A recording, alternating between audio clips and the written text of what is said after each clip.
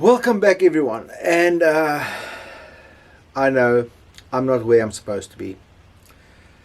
With my last video, I said the next video would be of me setting up the new workshop. And yeah, nah, that didn't happen. We're still waiting for the electrician, the Sparky. He showed up today just to have a look at where the wires should go, because they've realized they need to add an extra circuit breaker in. And so yeah, that's for next weekend, not this weekend. But in the meantime, I've made this makeshift bench in my garage, and we'll get to start training. Well, not training, show you how to make some jewelry. And today's video, we are going to make a plain flat wedding band. Start off with something easy, and for those of you who are beginners, I will still do a video with your basic tools and necessities that you need. Those are already a little bit more trained, or had a couple of years behind them at college and technicons and that sort of thing, that an online course. You might already have some tools, so it might be a bit easier for you. But enough of that, let's get into it. Welcome to the Chunky Jeweler. Let's get started.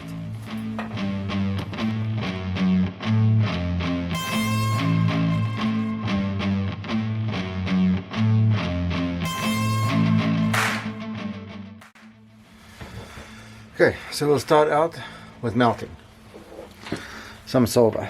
Let me adjust the camera. You can see the melting. That should do. Try and bring it in a bit closer. Get the focus. Jeez, I'm getting used to this thing. Maybe not. So it's up there.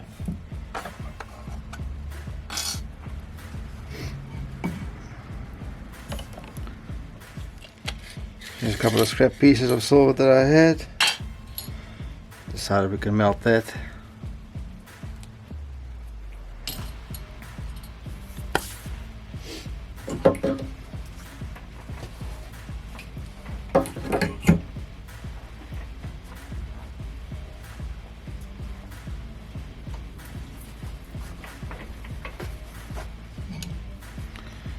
Oil so the silver doesn't stick.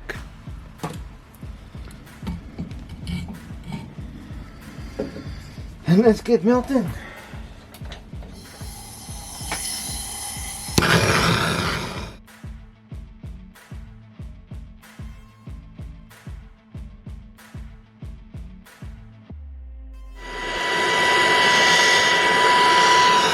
bit of flux.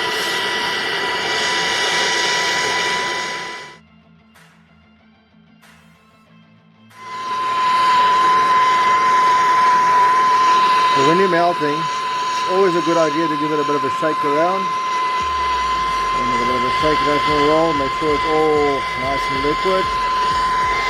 Warm up the ingot a bit.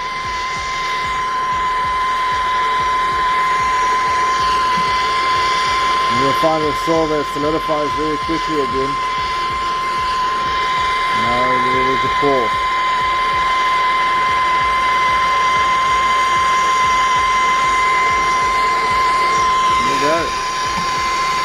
All done.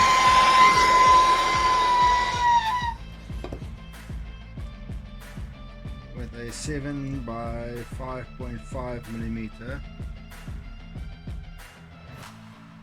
square, not square, 7 by 5.6 bar.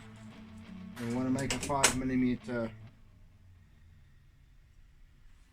square bar, our band, so we'll roll it down to 4 millimeters, perhaps 3.8, and that should give us what we need.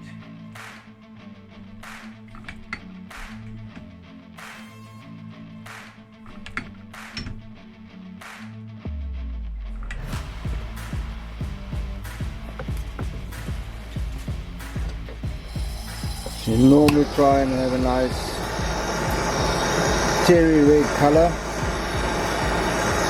That wasn't meant to happen. Let's see if I can turn the light off here.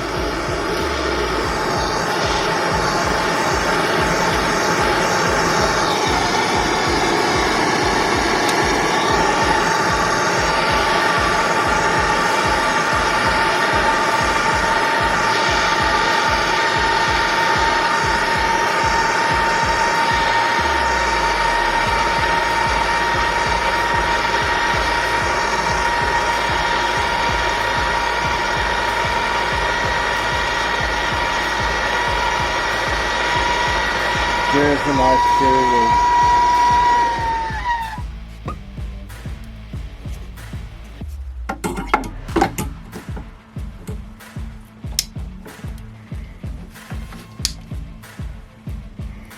Clicking of the lights back on.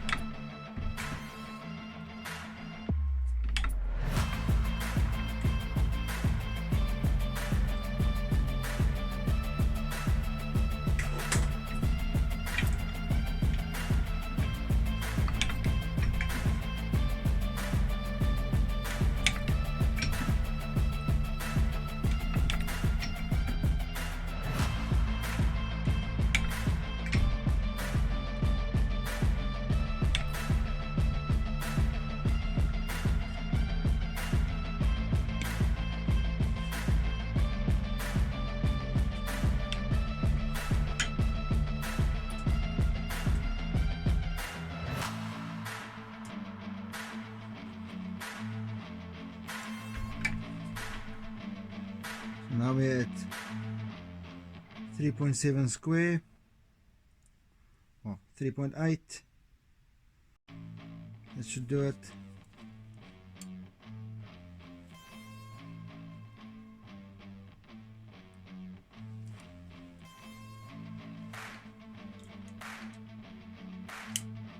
Now we shall proceed to rolling it flat. Or we might just give it a quick anneal again.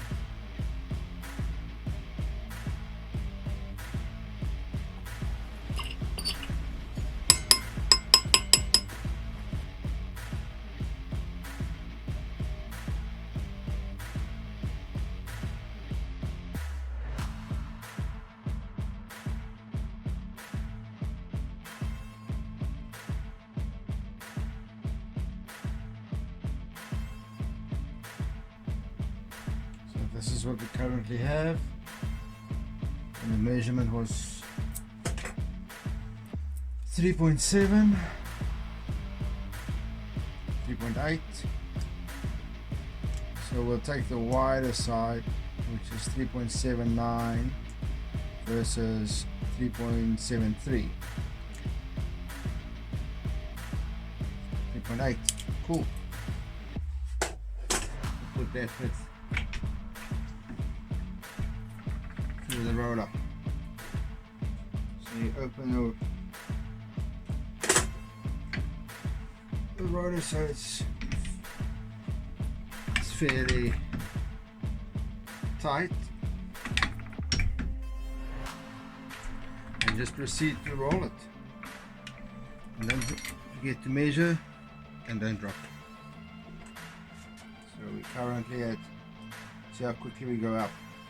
We're already at 4.6 and 2.2 thick. Okay, so we'll do a little bit more. So ideally, we would want to go to 1.5 millimeters thick. Down to 1.8 and 4.8 wide. So we're running a risk of not making it wide enough, so I'm going to put it through the roller sideways. to gain a bit of extra width, and that also helps with straightening the metal.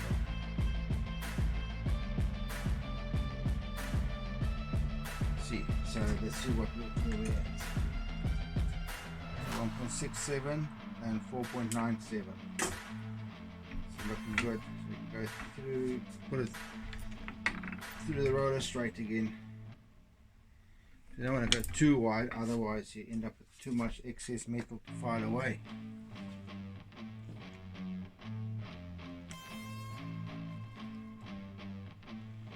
So we add 1.55 thick and 5.1 wide.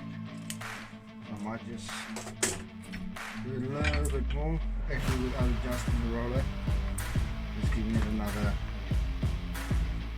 quick roll through the mold.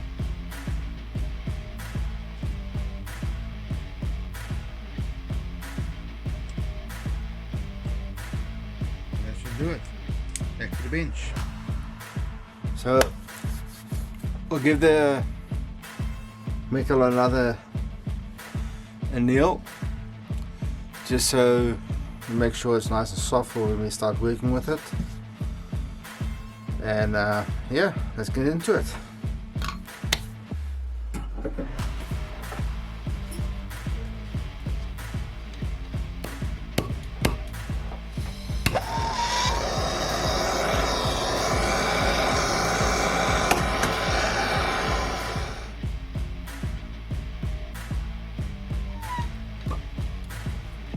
So you might be wondering why I'm using a butane torch from a jeweler. Well, the whole idea of this channel is to show people that you can make beautiful jewelry on a budget.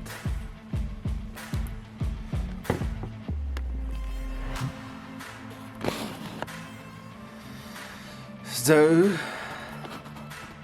that's the whole idea. So I'll be back in a second. I'm going to drop this metal in the acid quickly and give it a quick quench and a quick pickle. I'll be back in a minute.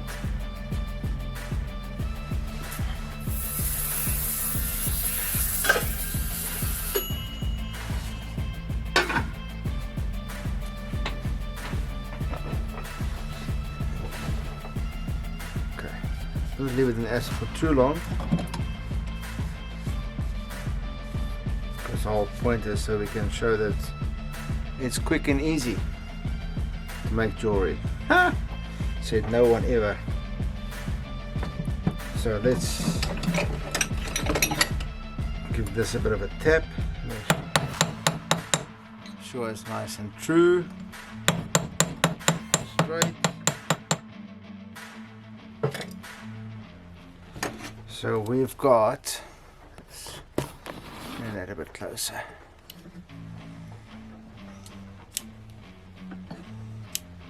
Zero that out.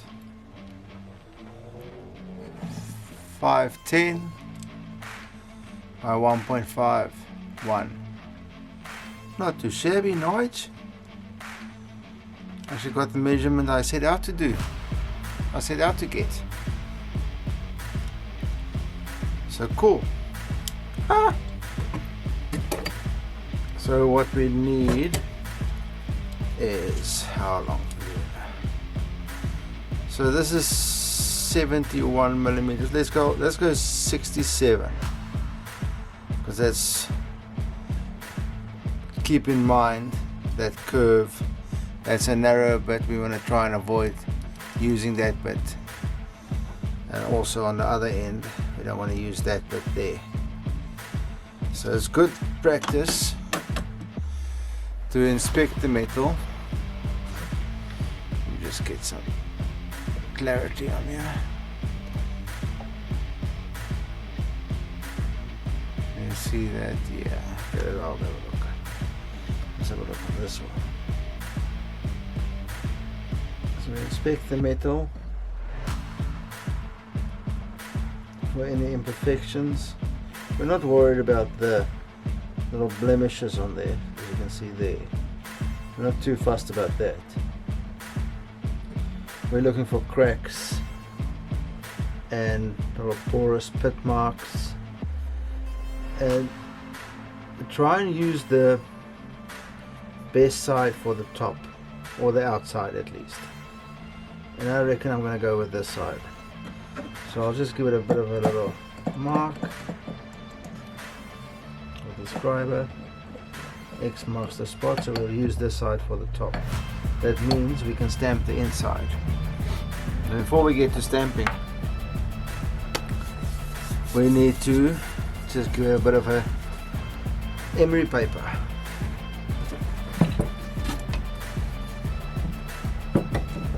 And as the ones people who've watched the previous video are obviously aware, this video wasn't part of my plan, so I ended up with all old used up emery papers.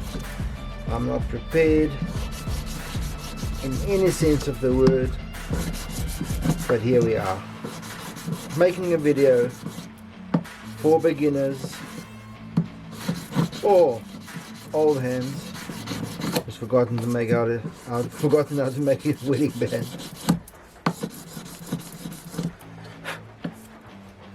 So we don't have to go crazy on the cleanup. I just want to get a nice even finish so I can put it on the stamp. So let's move this back. Let's see if I can adjust it a bit that way. How's the zoom on it?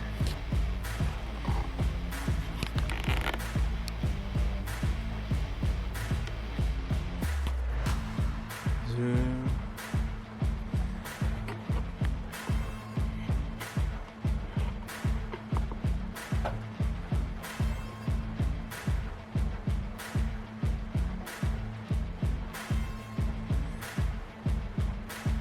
Grab the stamps. So obviously this is silver. So we need the silver equivalent.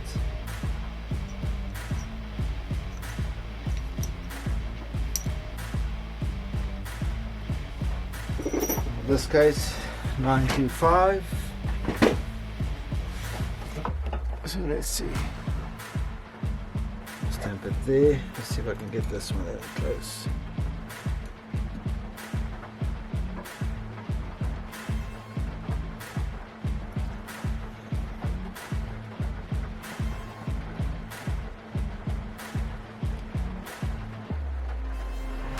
Just off center of the ring. We generally do the opposite the stamp, but I like to just go off center just because of the fact the customer might decide at a later date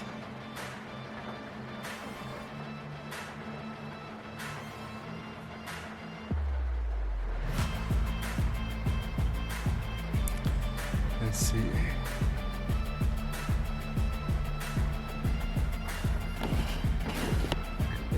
In.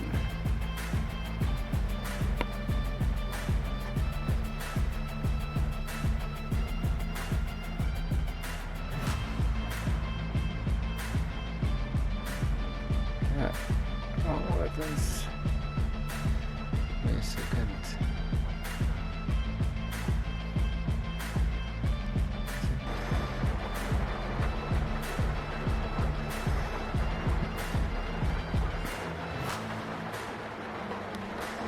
That is crazy small, but yeah, cool. On to the next one.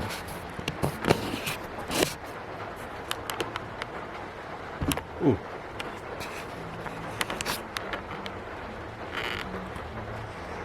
Autofocus on the range spin. You might be able to hear on the cameras that it is raining outside, and this shed has got a tin roof, so it might get a bit noisy, Let's see if we can move that a bit back. Something's wrong with the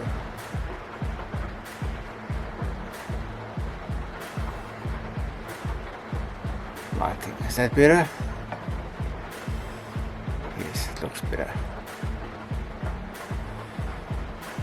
Okay, so we're gonna measure this. Let's see, what size do we want? Should I make it for myself or should I make it for a customer? Let's go with size P. Size P.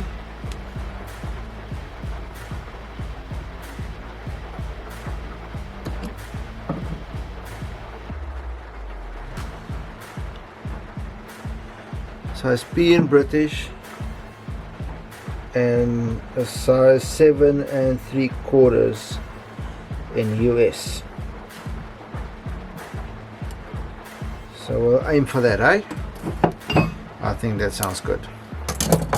So the easiest way to do this, to work out the length, is take 18. Let me just get my calculator app open.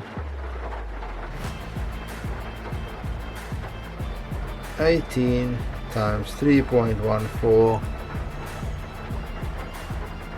equals 56.5. Cool? Yeah. So we've got one of 56.5 long.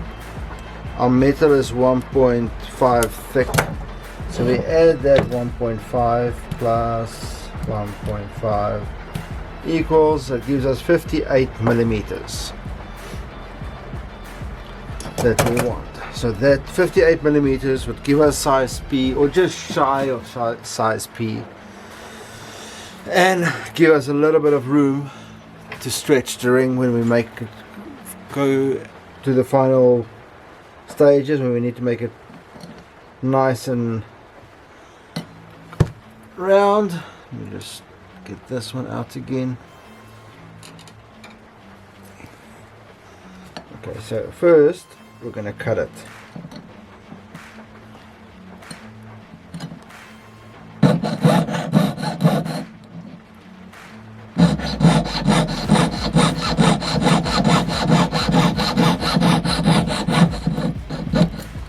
Start with a nice straight edge.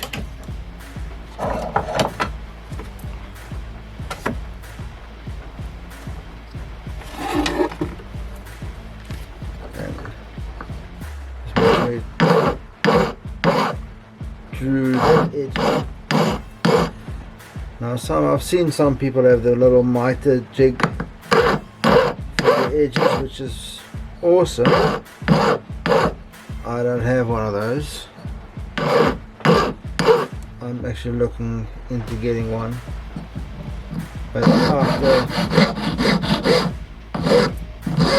I've been making jewelry for so long, kind of need it.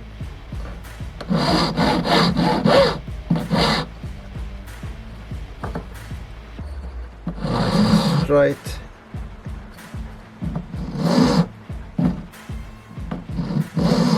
Yeah, that looks good. Cool. So we said 58 millimeters. So we'll go 58. And we'll just mark it.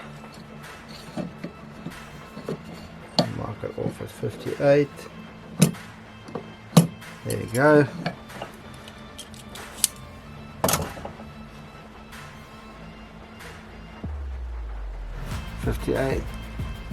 And we'll cut it again.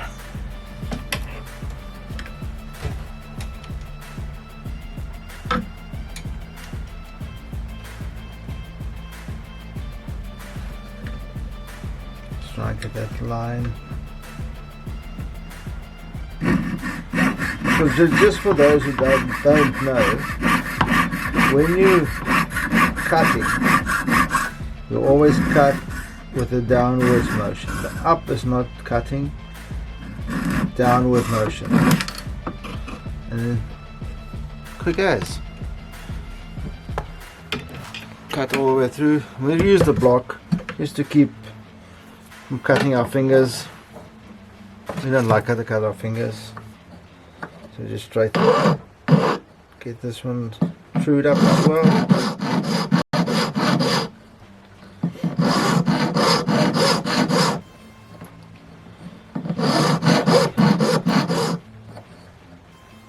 Nice and straight. So, feel the metal is still soft? Yes, nice and malleable. I think what we should do is show you guys the proper way and do a dovetail join on this one. So I think we'll do that. Yeah.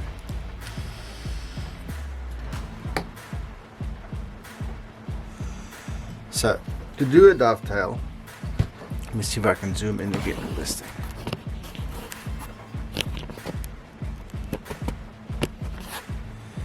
Let's hope that works. Get this one.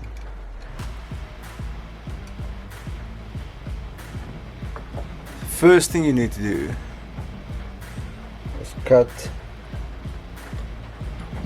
down the center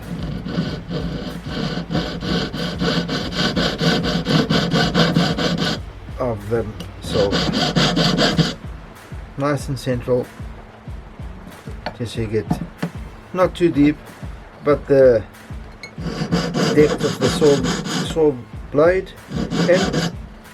That should be plenty. And the next thing we'll do, we'll grab our pendant motor. Let me zoom back out again for this one. I can find my chuck key. And we'll change this out for a nice fish burr. Fishtail burr, fisher burr. That one. That's the focus.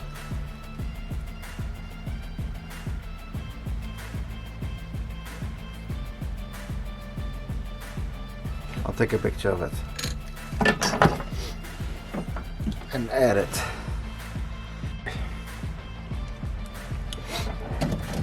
Taking some pictures to add in with editing. Now we're going to use the fish burr to grind right down the center on that line that we made, that the cut we made with the saw frame. So we'll add this into the pendant motor, nice and tight. Can I go back with this? No. Can you see me up there? Let's do that.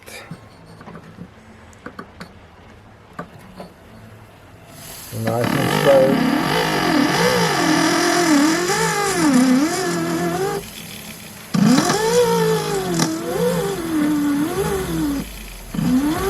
Just so that you go almost 2/3 of the way in. Not too deep. Nice and straight.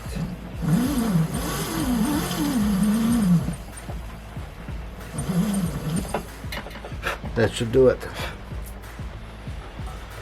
So obviously we've got that bit there, the concave side. Now we have to change this flat end to be a rounded side. So once we bend it, when we bend this around, then this bit, the rounded bit, would fit into the negative bit. So the male into the female, negative, positive, concave, the other cave. Take it from there. So round it off nice and even. What I generally do, I follow the reflection of the light off the metal to determine my curve. That is usually a good indication if you're going straight and you stay true, and if you're going off to the side of it.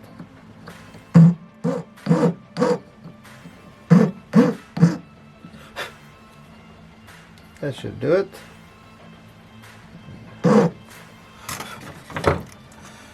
And I might just grab a little needle file just to tidy it off.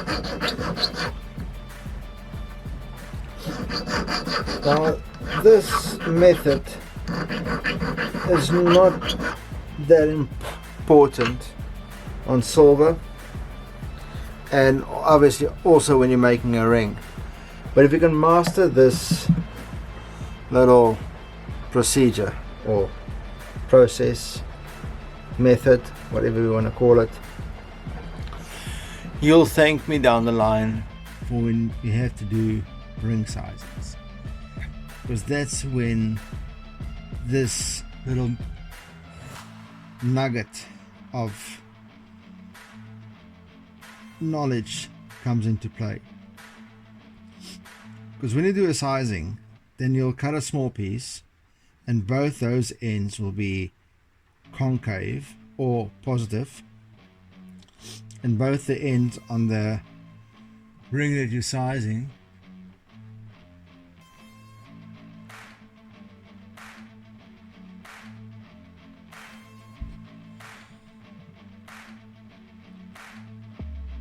there's the ring that's being sized, you round those off and those bits will click into this and it will fit into place, and you'll solder it beautifully without any porosity and without that little piece pinging out.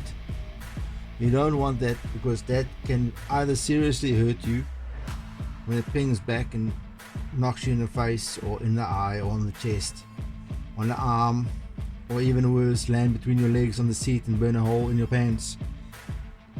Not talking from experience. Maybe. Anyways, we digress. So, that, please, and I'll do a example of it in a future video with the sizing, but please master that little process. You'll thank me later.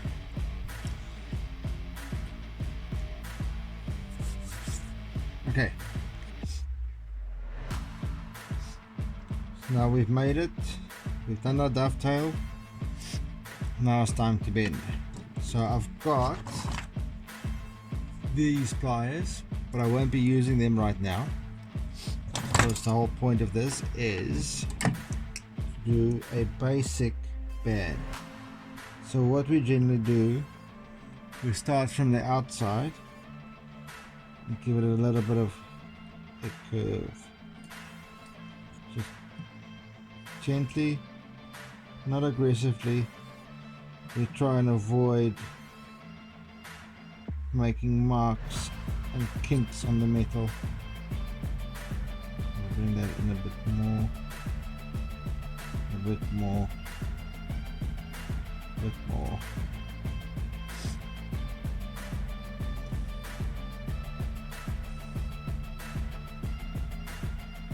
As close to the edge as possible. Straighten it up. Get it lined up. You might find it still a bit difficult, tricky to bend it with your fingers, especially if you're new to this, but your fingers will harden up where it becomes easier. So at this point we've got a bit of a gap. We want to close this gap. I would advise you get yourself one of these little nifty bendy pliers. They're very similar to the other ones I have, but they're a lot cheaper. And all you do is bend it closed so your join fits in perfectly.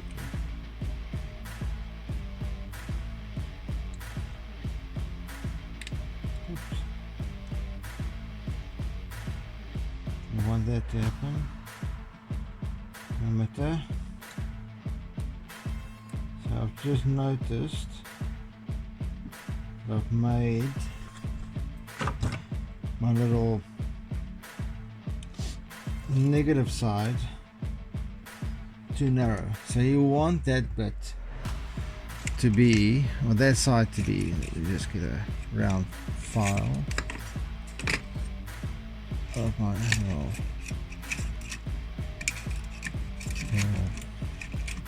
container here. Give me a second. I'll find all of them except the one that I'm looking for. There we go. Just a round file. Just open that up ever so slightly. But you want this side to fit in snugly on that side. Okay, cool.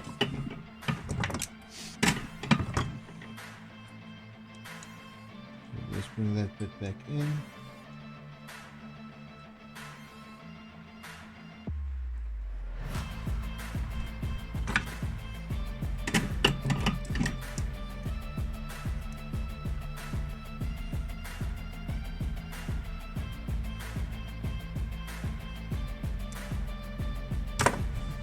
There you go, nice and snug.